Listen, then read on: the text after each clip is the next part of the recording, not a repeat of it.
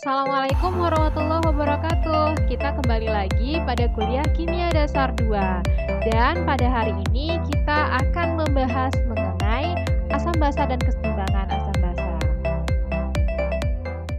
Kalau istilah asam dan basa tentunya sudah sering terdengar di dalam kehidupan kita sehari-hari ya.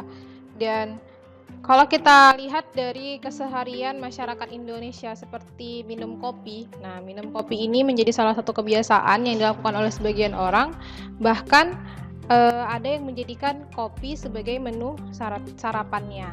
Akan tetapi ya ternyata minum kopi dalam keadaan perut yang kosong, nah dapat mengakibatkan perut terasa perih.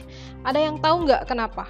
Misalnya, kenapa kita kalau minum kopi dalam keadaan kosong menyebabkan perut kita menjadi perih? Ya, kenapa sih kalau minum kopi kalau tapi belum ada makan apa-apa gitu ya, terus perutnya tuh jadinya perih? Kenapa? Karena kalau perut masih kosong itu jika masuk dengan minum kopi akan mengalami peningkatan asam lambung secara berlebihan. Ya, benar ya. Jadi akan terjadi peningkatan kadar asam lambung. Kenapa? Karena kopi ini bersifat asam. Nah, ketika zat yang asam kemudian masuk ke dalam lambung yang belum mencerna makanan ya kan, maka akan meningkatkan kadar asam lambung. Kadar asam lambung yang tinggi akan melukai dinding lambung karena pada dasarnya asam lambung yaitu ada HCl, ada H2SO4 juga, itu bersifat korosif. Selain itu, peningkatan asam lambung juga dapat meningkatkan mual, pusing, dan gangguan sistem pencernaan. Nah, lalu pertanyaannya, mengapa kopi tadi bersifat asam? Zat apa sih yang terkandung di dalam kopi sehingga kopi dapat bersifat asam? Nah, itulah kita mau salah satu pengantar kita mau mempelajari mengenai asam dan basa ini. Ya, tentunya kalian sudah pernah membahas ya mengenai asam dan basa ini. Nah, jadi kita mau mulai terlebih dahulu dari beberapa teori asam dan basa. Nah, kalau pada materi-materi sebelumnya kalian sudah mempelajari larutan elektrolit dan non-elektrolit. Larutan elektrolit itu merupakan larutan yang dapat menghantarkan arus listrik. Larutan elektrolit itu dapat berupa larutan asam atau larutan basa maupun garam yang mudah larut. Nah, jadi di sini juga kita akan melanjutkan pembahasan mengenai jenis-jenis larutan elektrolit tadi, yaitu yang larutan yang asam dan basa. Nah, jadi sebelumnya kita akan membahas nih ya mengenai teori asam basa. Namun kita kenal dulu istilah dari mana datangnya istilah asam dan istilah basa ini. Nah, istilah asam berasal dari bahasa Latin yaitu acidus yang artinya cuka. Nah, acid kalau dalam bahasa Inggris asam kan bahasa Inggrisnya acid ya, acid tulisannya. Nah, itu artinya dalam bahasa Latin artinya adalah cuka. Dan kemudian sementara itu istilah basa berasal dari bahasa Arab yaitu alkali yang berarti abu. Nah, jadi suatu senyawa dapat diketahui bersifat asam atau basa jika asam dan basa ini dalam bentuk larutannya. Nah, ini adalah beberapa teori mengenai asam dan basa. Nah, konsep dasar mengenai asam basa ini adalah yang pertama, asam adalah zat yang memiliki rasa masam dan bersifat korosif atau merusak. Kemudian basa merupakan zat yang memiliki rasa pahit, kemudian dapat melarutkan lemak dan bersifat kaustik atau licin. Kemudian konsep dasar ini dikembangkan oleh para ilmuwan. Yang pertama dikembangkan oleh Lavoisier. Dia mengatakan bahwa zat yang menyebabkan sifat asam adalah oksigen. Kemudian menurut Sir H. Davy, dia mengatakan bahwa zat yang menyebabkan sifat asam itu adalah hidrogen. Kemudian menurut Gay dan Lusak, asam dan basa adalah zat yang saling menetralkan satu sama lain. Nah, Selanjutnya muncul beberapa teori asam basa yang paling dapat diterima dan digunakan konsepnya ini sampai saat sekarang. Yang pertama yaitu teori asam basa Arrhenius. Ya, jadi pada tahun 1886, ini 84 ya, mungkin tahun segitu ya, sekitar tahun 1800-an berarti, mengemukakan si Svante August Arrhenius, itu ilmuwan dari Swedia, mengemukakan teori mengenai asam dan basa.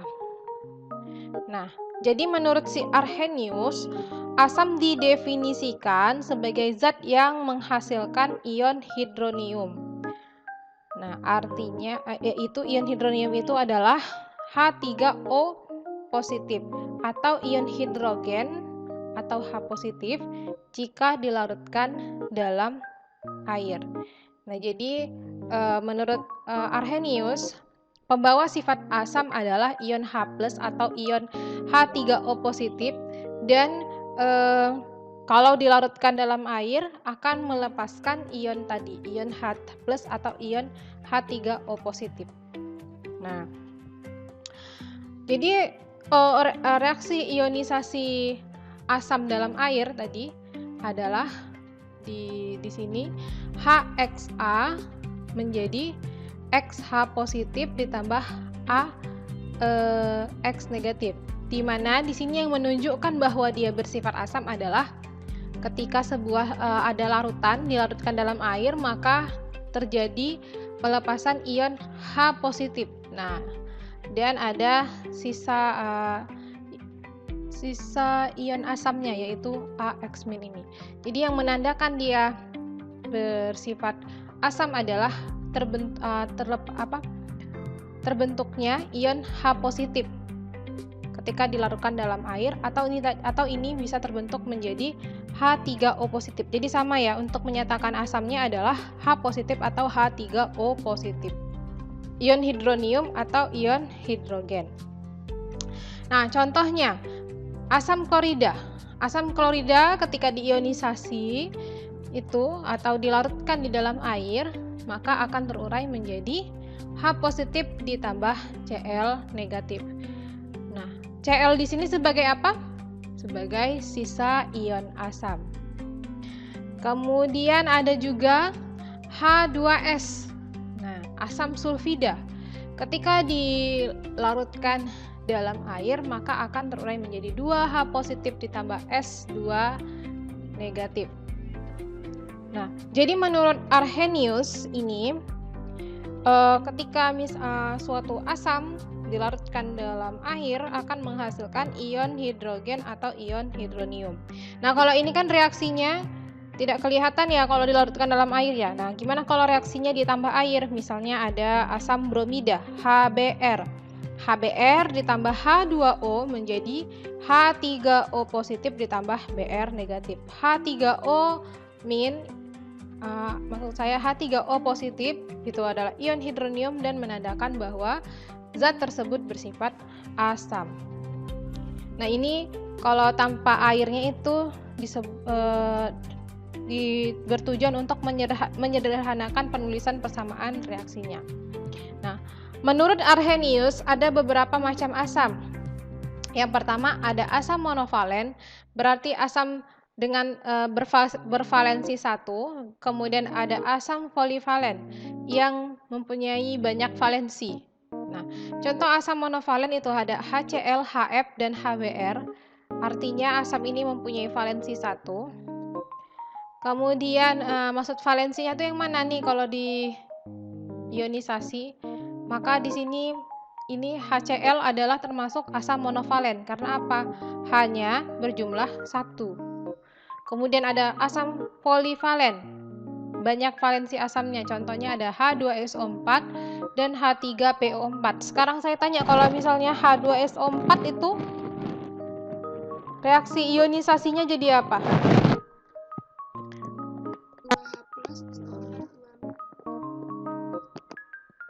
Gimana, Mbak?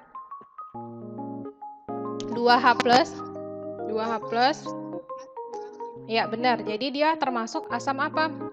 Polivalen atau disebut dengan divalen, artinya ada dua H-nya. Kemudian ada H3PO4. Kalau H3PO4 gimana? Yang tahu? Halo? H3PO4. Asam fosfat. Ya, kalau asam fosfat yaitu H3PO4 itu menjadi 3H positif ditambah PO4 3 negatif, ya. Nah, kemudian menurut Arrhenius, basa. Nah, basa itu adalah zat yang dapat menghasilkan ion hidroksida jika dilarutkan dalam air. Jadi si Arrhenius bilang bahwa pembawa sifat basa adalah ion OH- dan basa ini melepas ion OH- di dalam air. Jadi ada suatu basa misalnya dilarutkan dalam air, maka nanti akan dihasilkan ion OH- sebagai penanda bahwa dia bersifat basa. Contohnya adalah ada natrium hidroksida. Ketika larut dalam air maka akan terbentuk ion-ionnya yaitu NaOH menjadi Na positif dan OH-. Nah, OH- inilah sebagai penanda bahwa larutan tersebut bersifat basa. Kemudian contoh lainnya ada MgOH 2 kali menjadi Mg2 positif ditambah 2 OH-. Nah, artinya di sini terbentuk dua molekul dua ion hidroksida. Nah, kalau misalnya contoh basa lain seperti aluminium hidroksida, AlOH 3 kali. AlOH 3 kali.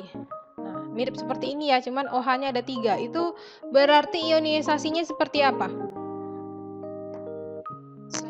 Ya, apa, Mbak? Namanya?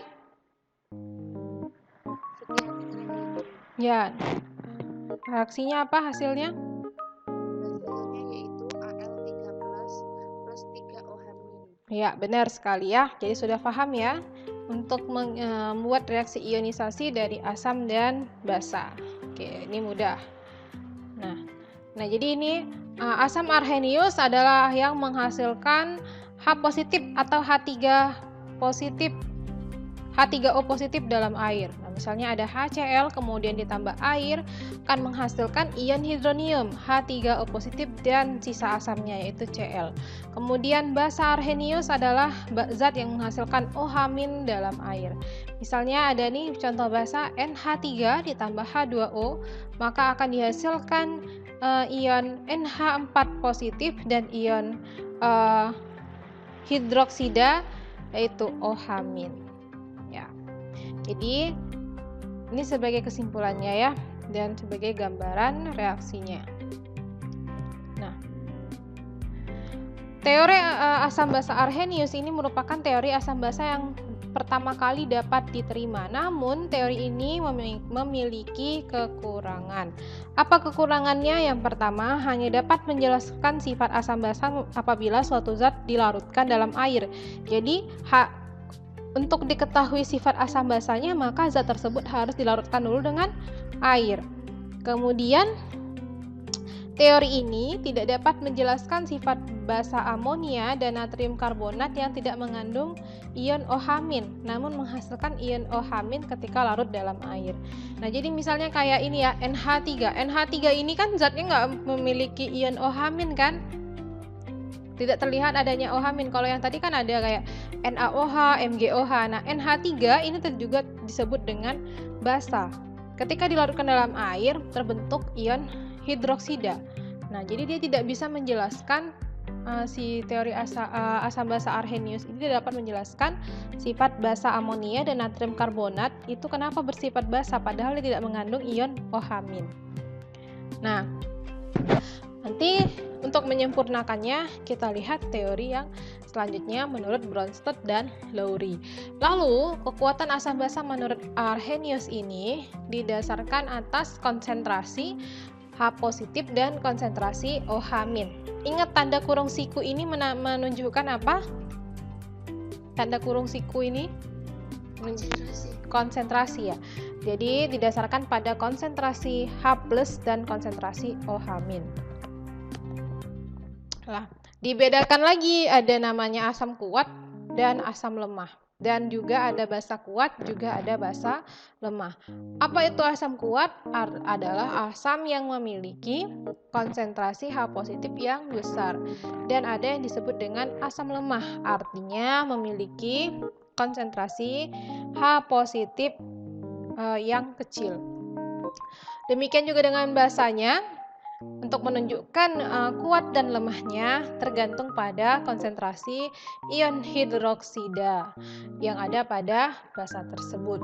Apakah besar ataukah kecil? Bisa paham ya? Jadi untuk teori Arrhenius ini identiknya adalah ditunjukkan dengan adanya ion hidronium atau ion hidrogen, kemudian adanya ion hidroksida. Sebentar. Nah, kemudian kita masuk kepada teori asam basa menurut Bronsted dan Lowry. Nah, pada tahun 1923, yaitu Johannes Nicolaus Bronsted, ini ada ilmuwan dari Denmark, kemudian ada Thomas Martin Lowry, ini kimiawan atau ilmuwan dari Amerika Serikat. Mereka juga mendefinisikan asam basa. Jadi teori si Arrhenius ini dipakai berpuluh tahun ya, kemudian disempurnakan oleh teori asam basa Bronsted dan Lowry. Jadi dari dua ilmuwan. Nah, menurut Bronsted dan Lowry, asam basa hanya terionisasi dalam air karena yang pertama, air menarik ion H positif sehingga membentuk ion hidronium H3O positif. Kemudian air terlepas dari ion H positif sehingga membentuk ion hidroksida atau OH-. Nah, jadi menurut si Bronsted-Lowry ini, asam adalah spesies yang memberikan atau donor proton, jadi H positif. Jadi di sini kan dikaitkan dengan ion H positif ya. Apakah ion ini nanti akan memberikan mendonorkan apakah senyawa itu akan mendonorkan H positifnya atau senyawa itu menjadi penerima. Nah, jadi di sini yang terjadi adalah transfer proton. Jadi H positif ini istilahnya adalah proton ya, gitu. Nah, menurut Bronsted-Lowry, asam adalah spesies yang memberikan donor proton atau H positif, sedangkan basa adalah spesies yang bertindak sebagai penerima atau akseptor proton dalam suatu reaksi transfer proton atau H positif. Nah, teori ini melengkapi konsep basa menurut si Arrhenius yang sebelumnya.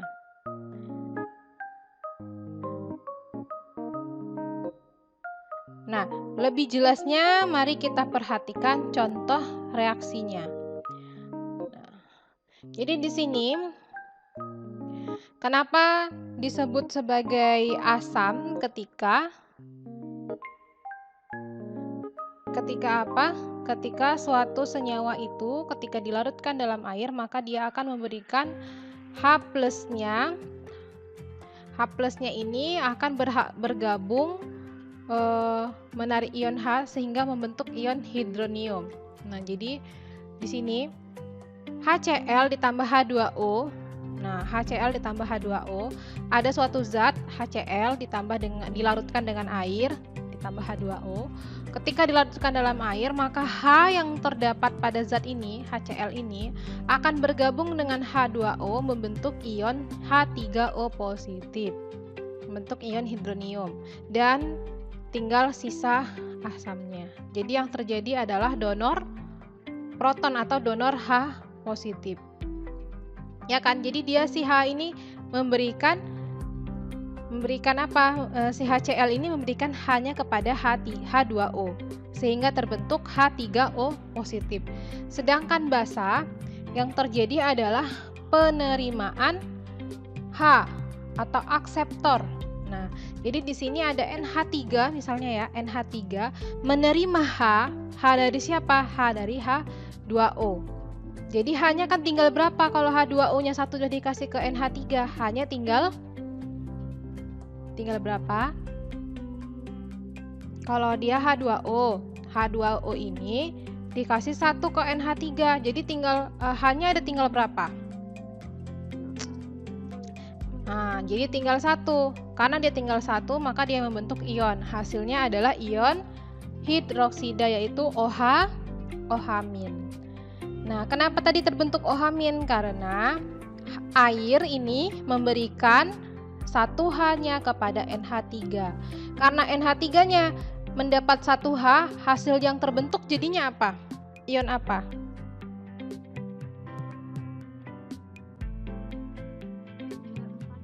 Iya, benar. Jadi, karena dia sebagai akseptor, jadi dia hanya bertambah menjadi 1. Nah, jadi dari reaksi asam basa menurut Bronsted-Lowry ini akan terbentuk 2 pasang asam konjugasi.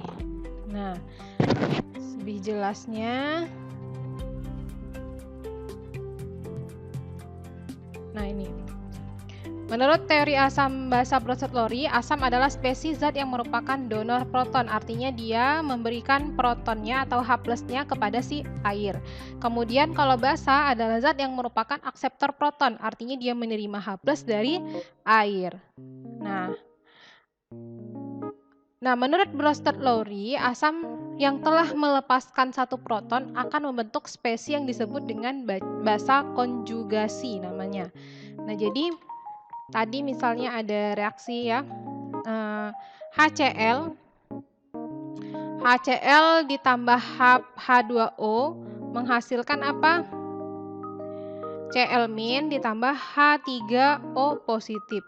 Maka di sini nanti akan terbentuk asam dan basa konjugasinya.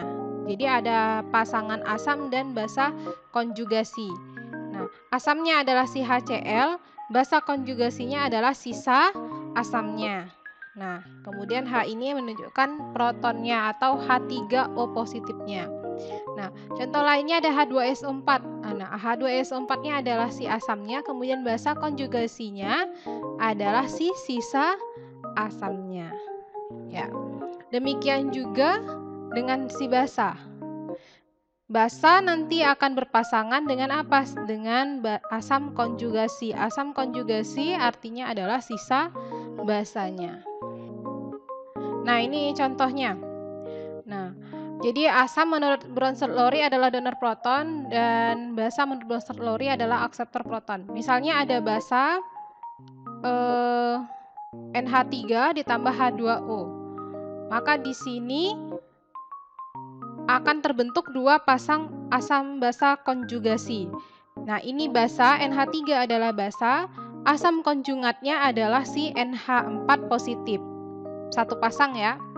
Kemudian ada karena di sini ini bersifat basa, maka si H2O-nya akan bersifat asam. Jadi H2O ini sebenarnya adalah amfoter, dapat bersifat basa maupun bersifat asam. Jadi dia bisa memiliki 2 sifat, tergantung nanti dia berikatan dengan apa, maksud saya bereaksi dengan apa. Nah, kemudian 1 pasang lagi ini adalah asam, maka basa konjugatnya adalah si OH-. Seperti itu. Nah, kita balik lagi ke sini. Nah, ada beberapa kelebihan dari teori asam basa Bronsted-Lowry. Yang pertama, dapat menjelaskan sifat asam basa zat pada pelarut dan larutan selain air, bahkan tanpa pelarut. Nah, jadi tidak mesti asam basa Bronsted-Lowry ini pelarutnya adalah air, tapi juga bisa juga pelarut yang lain. Misalnya ini ada si NH3 direaksikan dengan HCl. Nah, di sini kita lihat hasilnya adalah NH4 positif dan Cl negatif. Nah, di sini si HCl memberikan apa? Memberikan H-nya ke NH3. Maka NH3 ini sebagai akseptor karena dia menerima, maka NH3 ini bersifat apa? Basa. Yang terbentuk adalah NH4 positif dan tinggal sisa si basanya. Maksud saya sisa asamnya. Sisa asamnya ini disebut dengan basa konjugat. Atau misalnya reaksi NH3 ditambah H2SO4 menjadi H2NO3 positif ditambah HSO4-. Nah, kita lihat di sini. H2SO4 memberikan 1 H-nya ke NH3 HNO3. Nah, sehingga terbentuk dua H2NO3 positif. Artinya apa? Berbeda 1H. Kemudian yang terbentuk lainnya adalah karena ini H2SO4-nya satu sudah diberikan kepada HNO3, maka yang tertinggal adalah HSO4-. Nah, untuk mengetahui pasangan asam basa konjugasi sangat gampang sebenarnya. Kita tinggal melihat selisih dari H masing-masing spesies yang ada.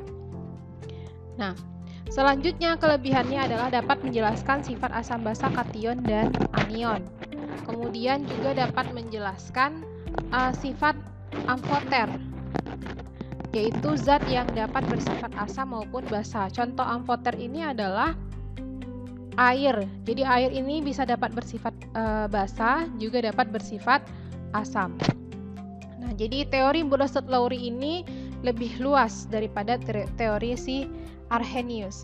Intinya dalam teori Bronsted-Lowry ini yang harus diperhatikan adalah selisih dari jumlah H yang terdapat pada masing-masing pada spesies-spesies reaksi yang ada.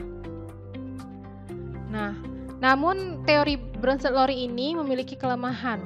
Kelemahannya adalah Bronsted-Lowry tidak dapat menjelaskan sifat asam basa yang tidak melibatkan transfer proton. Jadi ada beberapa reaksi yang tidak melibatkan transfer H positif atau proton. Nah, kemudian kekuatan asam basa menurut Bronsted-Lowry didasarkan atas kemampuan zat melepas dan menarik proton. Kalau asam kuat artinya mudah melepaskan H positif, dan asam lemah berarti sukar melepaskan H positif atau proton. Demikian juga sebaliknya. Nah, kalau Arrhenius tadi kan kekuatan asam basa bergantung pada konsentrasi H+ dan OH- yang terdapat pada larutan tersebut. Jadi kalau asam basa, asam kuat dan lemah ini kalau menurut Bronsted-Lowry bergantung kepada mudah atau tidaknya melepaskan proton.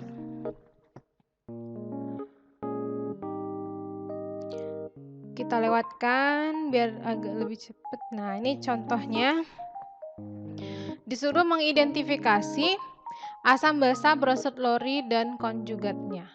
Contohnya seperti ini.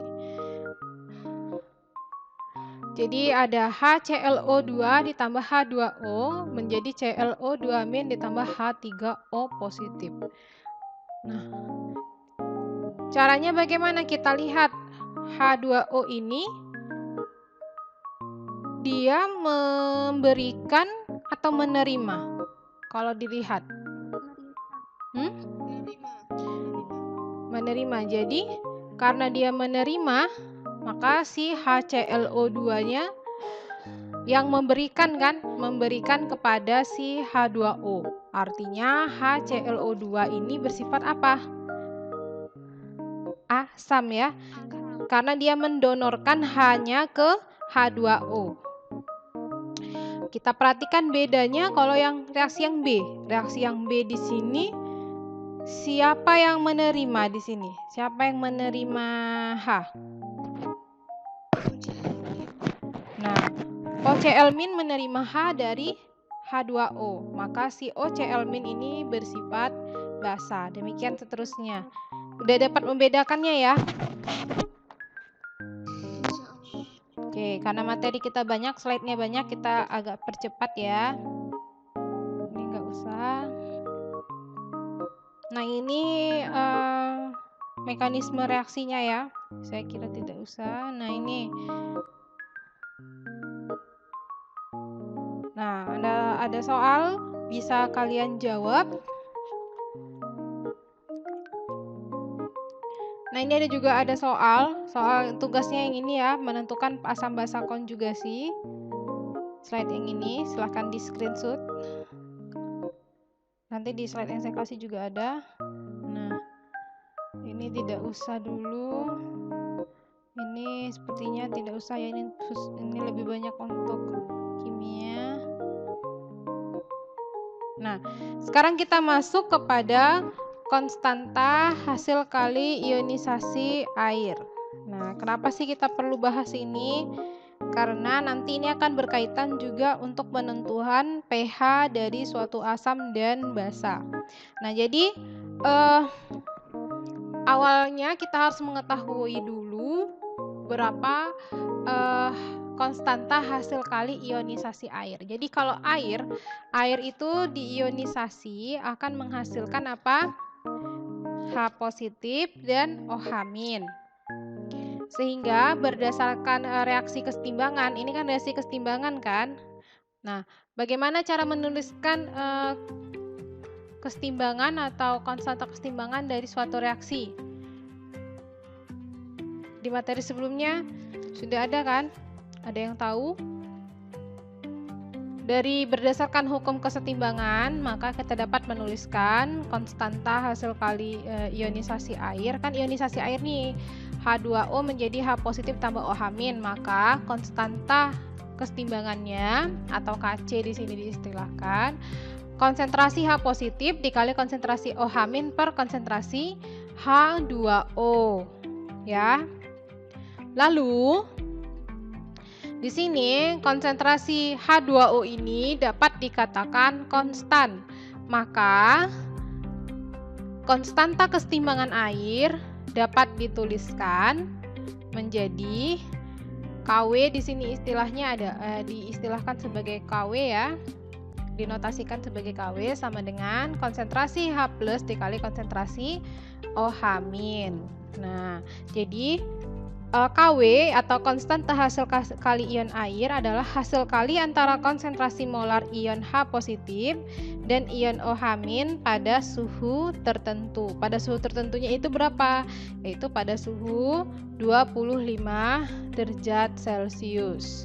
Nah, berdasarkan hasil eksperimen, nilai pada konstanta kesetimbangan air atau KW pada suhu 25 derajat Celcius adalah 1 kali 0 kali 10 maksud saya 1,0 kali 10 pangkat min 14.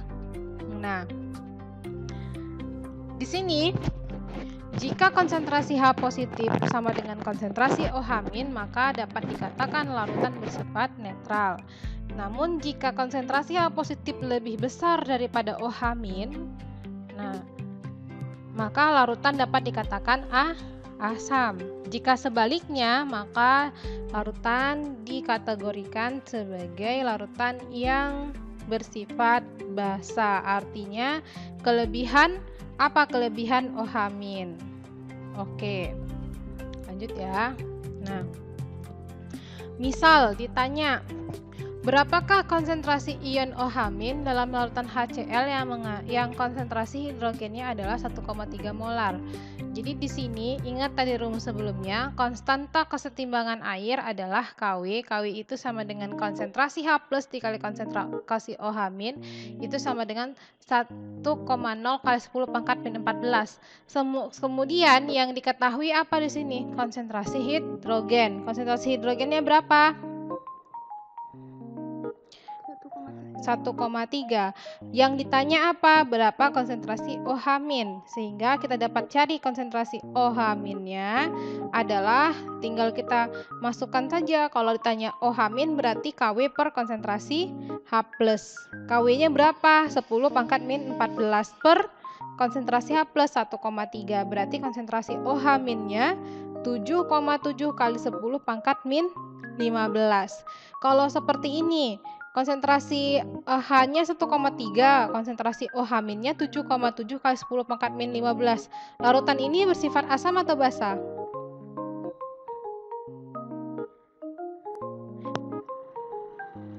Ingat yang sebelumnya, ini kalau konsentrasinya H+ dan OH-nya sama, maka sifatnya netral. Kalau konsentrasi H+-nya lebih besar daripada OH- asam, kalau sebaliknya basa. Kalau diperhatikan di sini, konsentrasi H positifnya 1,3, konsentrasi OH-nya 7,7 kali 10 pangkat min 15. Artinya larutan ini asam atau basa? Basa? Kenapa asam?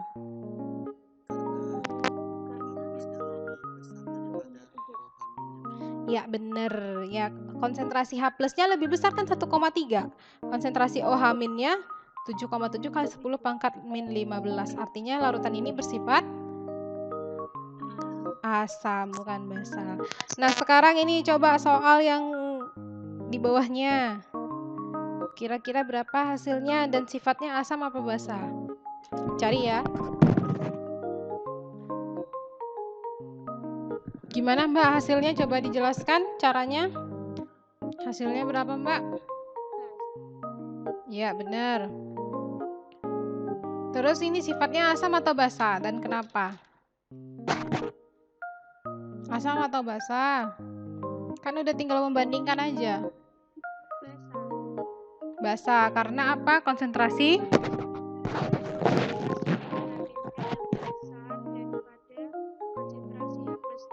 Oke, ya benar ya. Nah, bisa kita lanjut berarti ini ya. Kita masih banyak slide-nya. Saya. Nah, lalu sekarang kita akan bahas mengenai pH, pOH, dan pKw. Nah, jadi untuk menentukan kekuatan dari suatu asam atau basa itu menggunakan istilah namanya pH. Nah, atau disebut dengan derajat atau tingkat keasaman atau basa yang diukur dalam pH dan pOH namanya ya. Nah, pH atau Poisson's the H+ itu adalah derajat asam basa larutan yang diukur berdasarkan konsentrasi H+ dalam larutan.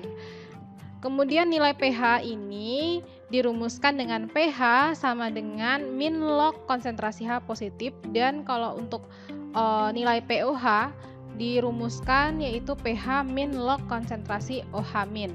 Nah, misalnya jika konsentrasi H+ itu sama dengan Y dikali 10 pangkat min P, maka pH-nya adalah P dikurang log Y. Nah, ini. Maka pH-nya adalah pangkatnya P di depan dikurang log Y. Nah, jika konsentrasi H+-nya misalnya adalah 1 kali 10 pangkat min 9, maka pH-nya adalah 9. Kalau dituliskan kan di sini 9 dikurang log 1 ya. Nah, log 1 itu kan artinya berapa? 0 ya. Nah, maka dituliskan saja di sini berarti pH-nya adalah 9. Maka jika pH sama dengan M, maka konsentrasi H+-nya adalah 1 dikali 10 pangkat min M. Kalau dibalikkan ya, yang diketahui adalah pH, kemudian ditanya adalah konsentrasinya. Nah, selanjutnya untuk pOH. Jika misalnya konsentrasi OH minnya adalah 0,1 M, pOH sama dengan min log 1 kali 10 pangkat min 9. Nah, hasilnya berapa? 1. 1 ini hasilnya harusnya 9, ini bukan 1 ya, 9. Nah, kemudian jika yang diketahui pOH-nya 3, maka konsentrasi OH minnya adalah 10 pangkat min 3. Ini matematikanya ya. Tapi ini ada istilah lain ya, kalau ini Poisson's the H+, tapi ada juga istilah Fourier hydrogen, artinya kekuatan hidrogen menuju eksponensial. Contoh untuk air murni pada suhu 25 derajat Celcius, konsentrasinya adalah 1,0 kali 10 pangkat min 7. Maka pH pada suhu ini adalah 7.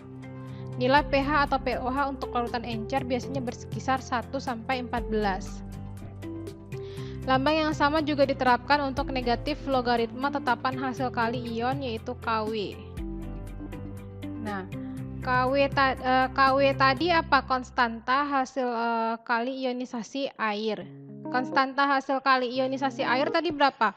1 kali 10 pangkat min 14. Maka PKW-nya adalah min log 1,0 kali 10 pangkat min 14. PKW sama dengan 14. Maka dengan demikian pH ditambah pOH kan hasilnya berarti 14, atau kalau kita mau menghitung pH berarti 14,0 dikurang pOH, dan kalau mau cari pOH 14,0 dikurang pH. Nah, ini tadi ya yang tadi udah kita bahas ya, perbandingan antara konsentrasi asam dengan basa. Kemudian sekarang kalau misalnya konsentrasi H plusnya itu sama dengan 10 pangkat min 7, maka pH-nya 7. Jika konsentrasi H plusnya lebih besar dari 10 pangkat min 7, maka pH-nya kurang dari 7. Jika konsentrasi H plusnya kurang dari 10 pangkat min 7, maka pH-nya lebih besar dari 7. Jadi dia kebalikannya pH ini ya, kebalikan dari konsentrasi. Jadi pH meningkat berarti konsentrasi H plusnya menurun. Kalau pH menurun, konsentrasi H plusnya meningkat ya. Oke. Nah, contoh dari beberapa pH, beberapa common fluid, artinya larutan-larutan yang umum, contohnya adalah juice, gastric juice in the stomach, artinya larutan yang terdapat di dalam perut ya, maka pH-nya itu adalah 1,0 sampai 2. Kemudian lemon juice itu 2,4, vinegar atau cuka itu 3,0, grapefruit juice anggur 3,2, orange juice 3,5, urin 4,8 sampai 7,5. Water exposed to air yang di udara ya, ini 5,5. Saliva itu liur 6,4 sampai 6,9, susu 6,5.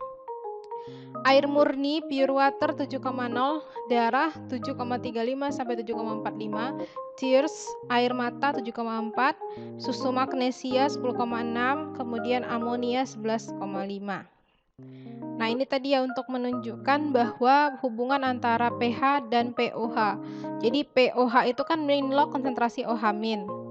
Kemudian tadi KW adalah konsentrasi H plus dikali konsentrasi OH-. KW tadi hasilnya adalah 1,0 kali 10 pangkat min 4. Kemudian ini di PKW kan hasilnya kan 14. Kemudian masing-masing ini dilogkan. Jadi min log konsentrasi H dikurang log konsentrasi OH-.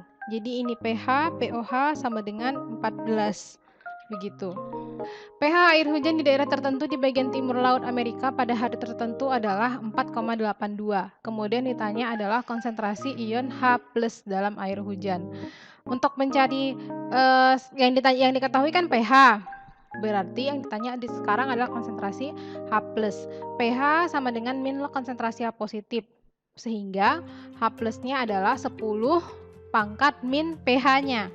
Berarti 10 pangkat min 4,2. 10 pangkat min 4,2 itu adalah 1,5 kali 10 pangkat min 5. Nah, kemudian ini ada soal. Konsentrasi ion OH- dalam sampel darah adalah 2,5 kali 10 pangkat min 7 molar. Yang ditanya pH sampel darahnya. Jadi, pOH tadi adalah min log konsentrasi OH-. Yang diketahui kan konsentrasi OH-. Sehingga pH-nya adalah min log konsentrasi 2,5, konsentrasi OH-nya 2,5 kali 10 pangkat min 7, hasilnya adalah 6,60.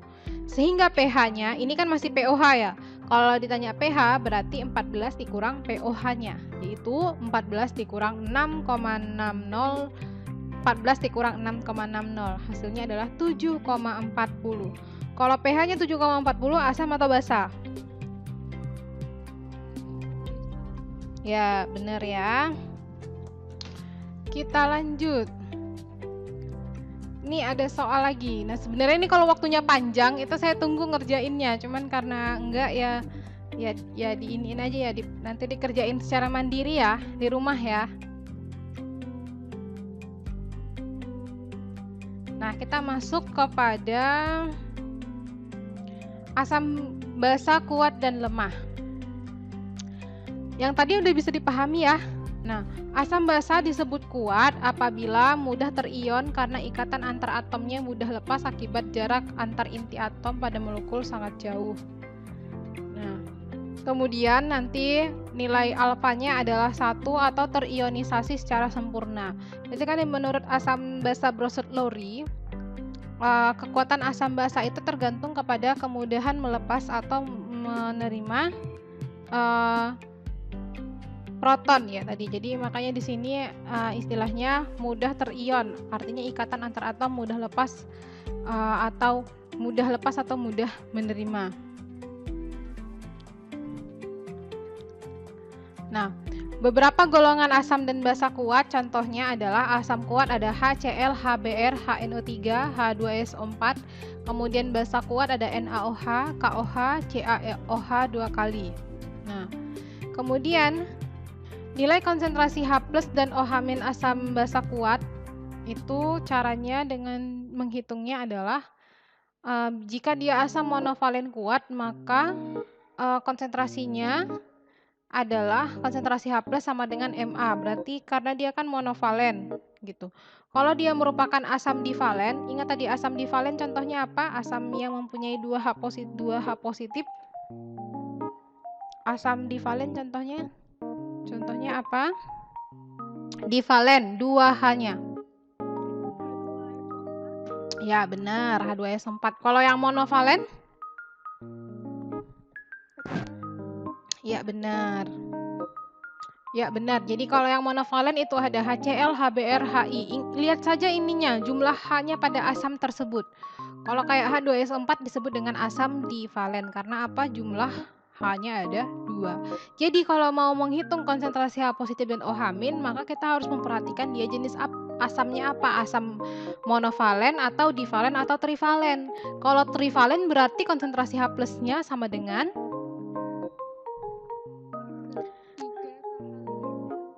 ya benar, sama juga dengan basa. Kita harus lihat jumlah OH-nya. Kalau NaOH itu monovalen atau divalen? NaOH. Lihat jumlah OH-nya. Ya benar, monovalen. Kalau MgOH 2 kali, berarti kan ada 2 OH. Makanya untuk menghitung konsentrasi OH-nya harus dikalikan dengan 2.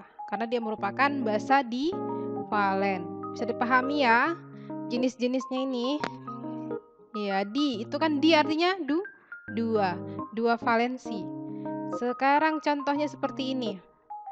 Slide-nya ini nggak saya setting untuk muncul ini ya, munculnya setelah diklik ini langsung muncul semua. Penentuan pH asam kuat. HCl 0,1 molar. HCl kita buat dulu reaksi ionisasinya, yaitu HCl menjadi H positif tambah Cl-. Nah, HCl ini merupakan asam monovalen, valensi asamnya 1, sehingga konsentrasi H positifnya sama dengan konsentrasi HCl, yaitu 0,01 molar. Sehingga dapat kita langsung cari pH-nya adalah min log konsentrasi H positif sama dengan min log 1 dikali 10 pangkat min 2. Makanya pH-nya adalah 2. Lalu bagaimana contoh asam bivalen? Nah, contohnya adalah H2SO4. Sebelum kita mencari pH-nya, maka kita harus hitung dulu konsentrasi H+-nya. Karena ini H2SO4 ya, bukan HCl ya. H2SO4 merupakan asam bivalen, artinya asam bervalensi 2. Maka konsentrasinya adalah 2 dikali konsentrasi H2SO4. H2SO4 tadi konsentrasinya berapa? 0,001. Artinya konsentrasi H+-nya sama dengan berapa? Sama dengan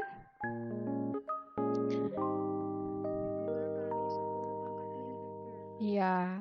Kenapa dikali 2? Karena H2SO4 adalah asam. Oke. Nah, setelah dapat konsentrasi H+-nya, kita dapat menghitung pH-nya. Nah, pH-nya tadi adalah min log konsentrasi H positif sama dengan min log konsentrasi H positifnya berapa? 2 dikali 10 pangkat min 3. Sehingga pH-nya adalah 3 dikurang log 2. Jadi ingat ya, harus kita bedakan dia asamnya itu bivalen, monovalen atau trivalen. Oke, bisa dipahami? Nah, demikian juga untuk si basanya. Silakan diperhatikan contohnya ya. Kita agak cepat ini ya.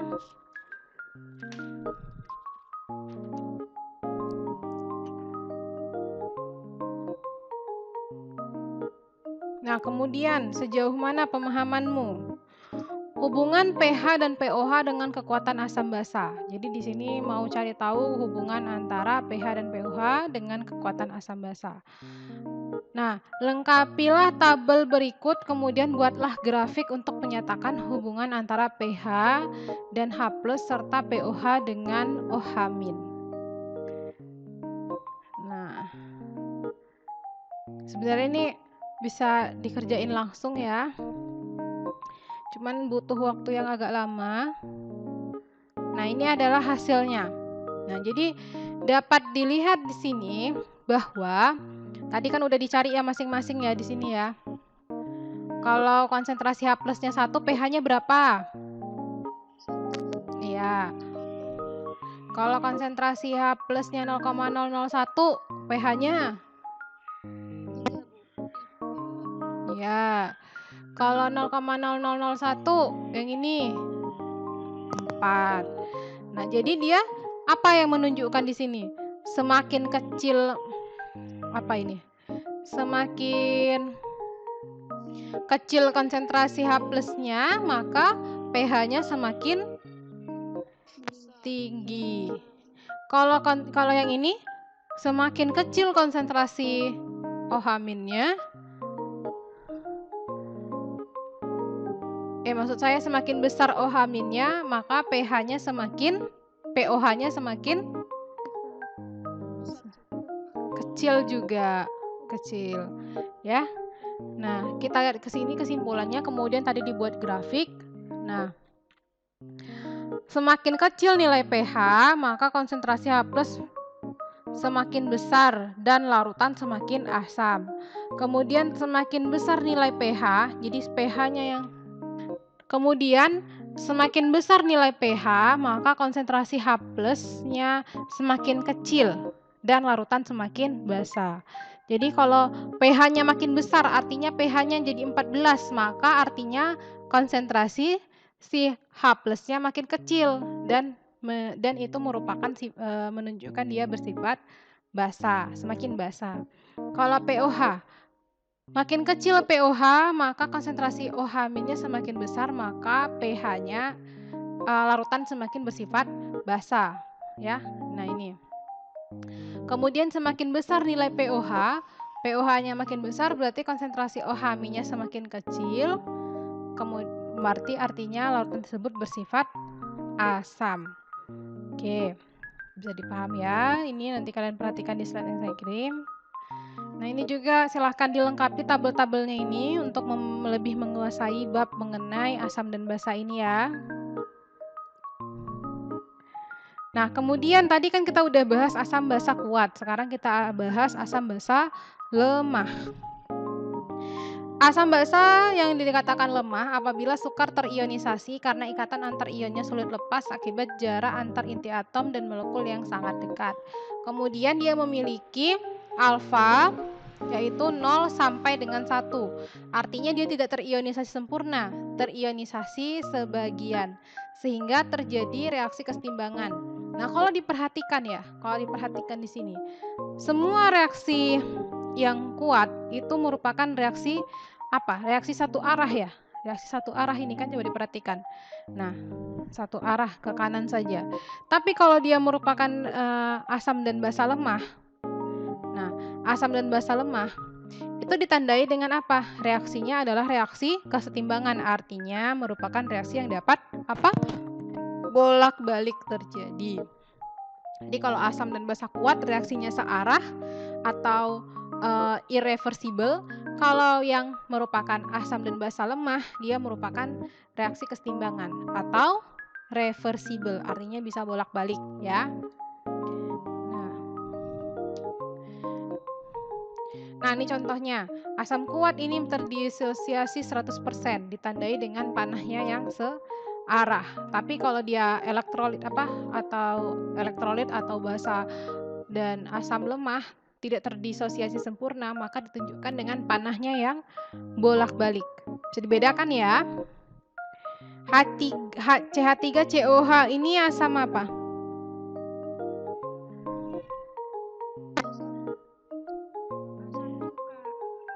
Asam cuka itu termasuk lemah, kuat? Benar. Karena apa ditunjukkan dengan reaksinya yang merupakan reaksi yang Reversibel atau bolak-balik. Iya, benar sekali. Insya Allah sudah paham ya. Nah, ini contoh dari asam lemah. Reaksinya bolak-balik. Itu juga basa reaksinya searah. Nah, kalau basa lemah reaksinya juga bolak-balik. Oke. Ini adalah contoh-contoh dari kekuatan relatif dari asam basa konjugasi.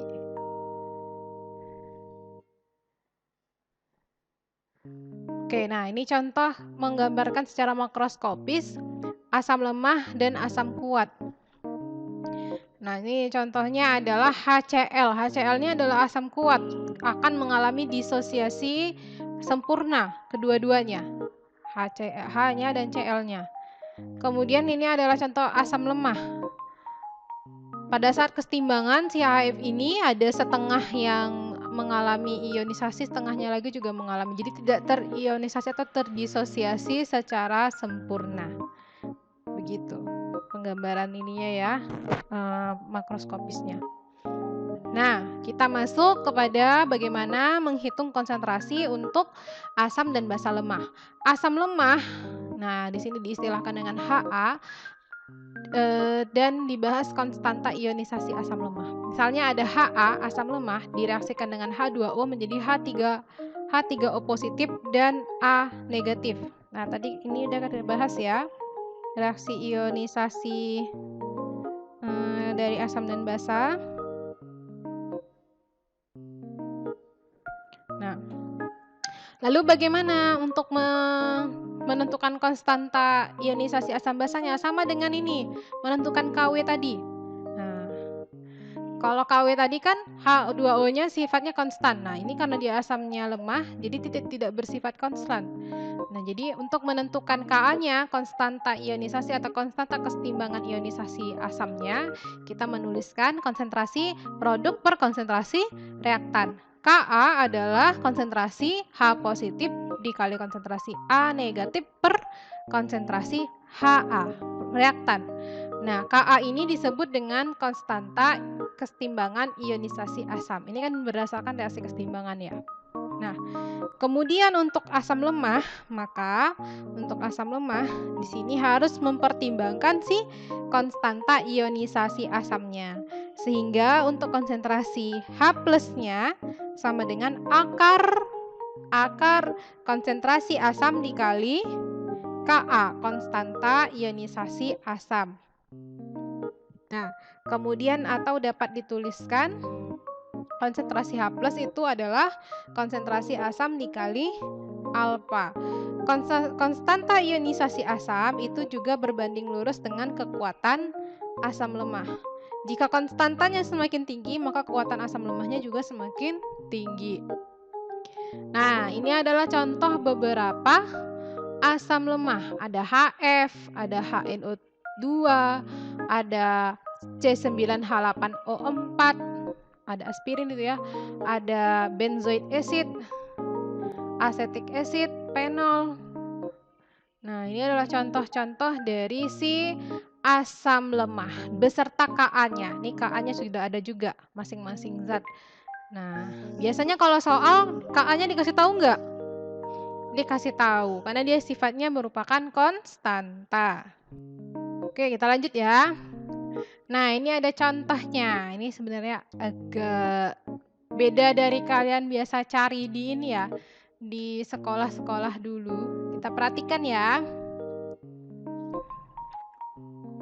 Berapakah pH dari larutan 0,5 HF? HF ini tadi apa? Asam lemah. Nah, yang pertama adalah kita tuliskan terlebih dahulu reaksinya. Reaksi dari HF adalah HF sama dengan H+ ditambah F-.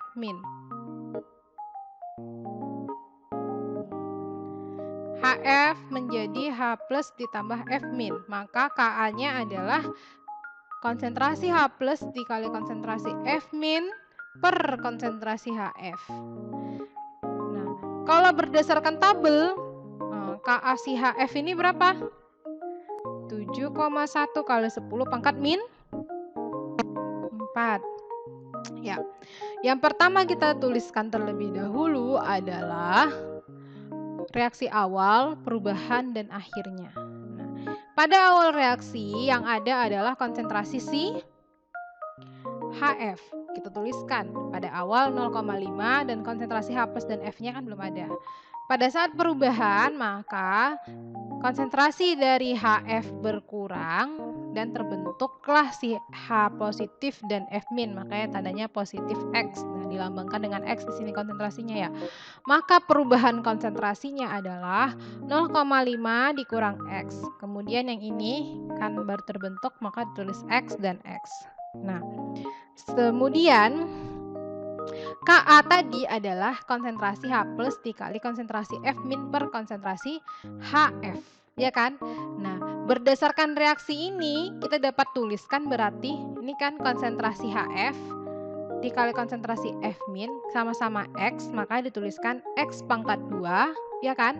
Per konsentrasi dari HF yaitu 0,50 dikurang X. Ka-nya tadi berapa? 7,1 kali 10 pangkat min 4. Nah, kemudian kita cari di sini karena Ka-nya ini kurang dari 1, maka 0,50 dikurang X-nya dapat ditulis itu menjadi 0,50. Karena tadi apa? Ka-nya ini kurang dari 1. Sehingga dapat kita tuliskan Ka tanda sama dengan X pangkat 2 per 0,5. Tadi kenapa 0,5-nya itu tidak dikurang X? Karena Ka-nya itu kurang dari 1. Nah, sehingga X pangkat 2 sama dengan 3,55 kali 10 pangkat min 4. Kemudian dicarilah, kan kalau X pangkat 2 tinggal dibuat akarnya kan. Hasilnya adalah X sama dengan 0,09 akar dari ini. Sehingga si X ini menunjukkan konsentrasi si H+. Maka konsentrasi H+ sama dengan konsentrasi min F, yaitu sama dengan yang dicari tadi X 0,019. Dan konsentrasi HF adalah 0,05 dikurang 0,019. Hasilnya adalah 0,48. Dan kita cari di sini konsentrasi H plusnya tadi adalah 0,09, maka pH-nya adalah 1,72. Nah, sebenarnya cara nyarinya kayak gitu. Kalau selama ini kan langsung aja ya. Nah, sebenarnya cara nyarinya seperti ini kalau mengikuti prosedur dan reaksi. Nah, kapan kita boleh menggunakan yang ini? Ka lebih kecil dari 1, maka ini nilai X-nya tidak diperhitungkan. Kalau apa? Kalau Ka-nya lebih kecil dari 1. Namun kalau misalnya X-nya ini jika nilai X lebih kecil daripada 5% dari konsentrasi awal, nah, bagaimana cara menghitungnya? X sama dengan 0,019. Untuk mencari berapa persen dia lebih kecil, kalau misalnya dibandingkan dengan konsentrasi awalnya tadi berapa? 0,5. Jadi 0,019 per 0,5 dikali 10%, 3,8% aproksimasi. Nah, ini tidak diperhitungkan berarti X-nya. Karena apa? Lebih kecil dari 5%, aproksimasinya oke. Artinya nilai X ini karena saking kecilnya tidak diperhitungkan kalau dibandingkan dengan konsentrasi awal. Nah, gimana nih kalau misalnya konsentrasi HF-nya itu 0,05. Nah, setelah dicari ya, ternyata X-nya itu 0,006 pakai cara yang tadi. Kemudian X-nya ini dibandingkan dengan konsentrasi awal yaitu 0,05 dan didapatkan aproksimasinya itu 12%. Artinya tidak lebih dari 5%. Artinya aproksimasi tidak oke. Karena dia 12% berarti si X-nya ini harus dipertimbangkan, harus kita cari dengan cara apa? Menggunakan persamaan kuadrat atau metode pendekatan berjenjang untuk mencari nilai X. Nah, jadi Misalnya ada soal, kalian dapat X-nya atau konsentrasi H plusnya. Konsentrasi H plusnya ini kalau dibandingkan dengan konsentrasi awal, nah kalau yang ini 3,8% dengan cara membandingkan ya ini ya. Nah, hasilnya kurang dari 5%, berarti masih oke lah dipakai rumus yang tadi. Tapi kalau misalnya dia lebih dari 5% nih, seperti ini 12%, maka harus dicari menggunakan persamaan kuadrat. Nah, contohnya seperti ini. Nah, sama ya. Berapakah pH dari 0,122 asam monoprotik yang nilai Ka-nya 5,7 kali 10 pangkat min 4? Pertama dituliskan reaksinya, kemudian dicari ya. Sama juga. Terus didapatkanlah si X-nya. Saya langsung aja nggak apa ya. X-nya adalah 0,0083 molar. Kemudian dibandingkan dengan apa? Dibandingkan dengan apa? Siapa yang tahu? Dibandingkan dengan apa? Konsentrasi awal. Iya, dibandingkan dengan konsentrasi awal. Ternyata diperoleh 6,8%. Nah, karena lebih dari 5%, maka kita harus mempertimbangkan nilai dari si X-nya ini. Karena ini aproksimasinya tidak oke untuk digunakan. Lalu bagaimana caranya? Dengan menggunakan persamaan kuadrat. Nah, pernah nggak ini dibahas di SMA? Belum ya? Mungkin kalau soal-soal di SMA di setting memang tidak lebih dari 5%. Nah, jadi Ka X pangkat 2 tadi ya konsentrasi H positif dan konsentrasi si sisa asam per konsentrasi si asamnya 0,122 dikurang X. Kemudian ini kita operasikan sehingga membentuk persamaan kuadrat.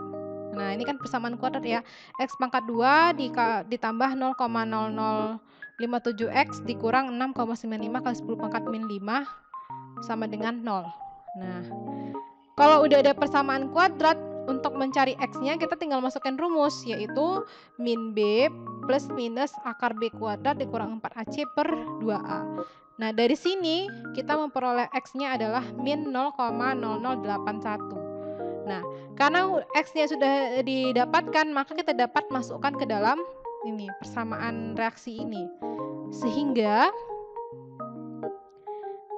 di sini diperoleh konsentrasi dari H plusnya adalah 0,0081 dan pH-nya adalah min log konsentrasi H yaitu 0,0081 sama dengan 2,09. Nah, jadi harus diperhatikan ya ketika kalian sudah mendapatkan, ini kan jadi beda ya. Ini X-nya 0,0083, ini X-nya 0,0081. Beda sedikit. Memang bedanya sedikit karena ini kan 6,8% ya. Kalau kayak ini tadi 12%. Berarti jauh beda nanti ini hasil apanya? X-nya. Begitu. Bisa dipahami? Nah, ini adalah tabel dari beberapa asam diprotik dan poliprotik ya, atau bivalen dan trivalen. Ini contoh-contohnya. Bisa kalian baca. Ini juga sama. Nah, sekarang hubungan antara konstanta ionisasi pasangan asam basa konjugat. Nah, kan kita dapat tadi ya reaksi asam itu adalah Ha menjadi H plus ditambah amin. Nah, itu sama dengan Ka. Kemudian kalau Kb adalah amin ditambah H2O menjadi OH- ditambah Ha, itu Kb. Kemudian Kw tadi adalah H2O menjadi H positif tambah OH-. Nah, ini kan kita bisa operasikan kalau yang sama-sama di kiri ada yaitu H plus Ha dengan Ha dapat dicoret, kemudian amin dengan amin dapat dicoret, yang tersisa adalah H2O menjadi H plus tambah OH yaitu Kw. Makanya Ka dikali Kb sama dengan Kw. Jadi kalau misalnya kalian mau cari Ka yang diketahui Kw dan Kb, bisa kalian dapatkan nilai si Ka. Demikian juga kalau misalnya kalian tahu mau cari Kb, tinggal memasukkan nilai Kw dan Ka sehingga diperolehlah Kb-nya.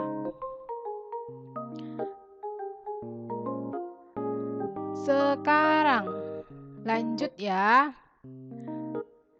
Nah, lalu bagaimana sih kita mau menentukan pH dari asam dan basa?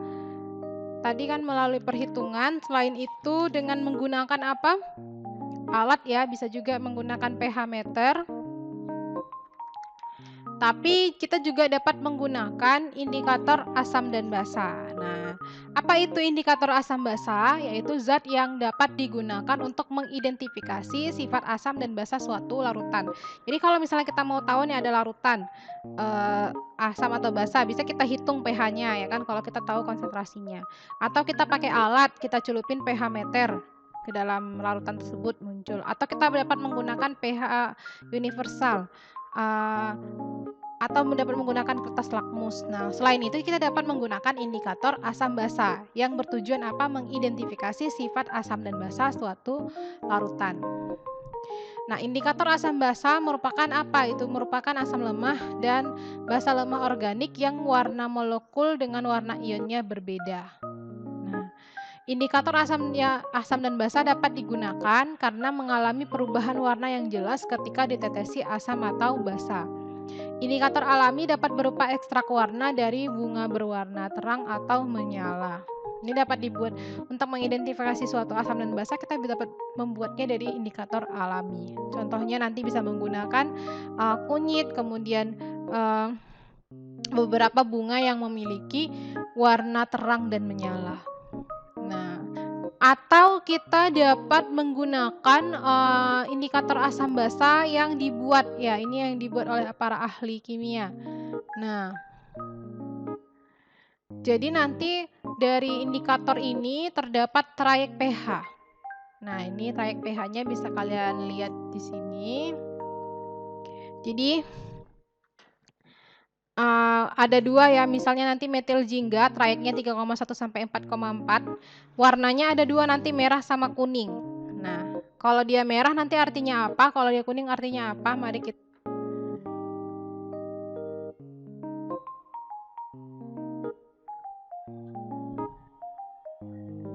menghitung pH-nya. Yang kedua menggunakan apa? Ya, menggunakan indikator. Kemudian cara lain menggunakan ya, benar. Atau menggunakan indikator universal yang dicelupkan kemudian nanti ada muncul dicocokkan dengan warnanya. Kemudian selain itu menggunakan lakmus merah dan lakmus biru. Oke, sampai di sini bisa dipahami ya. Nah, ini ada tugasnya, tapi tugasnya banyak. Mau dikerjain atau enggak? Ada 20. Tapi gampang-gampang kok sebenarnya tugasnya.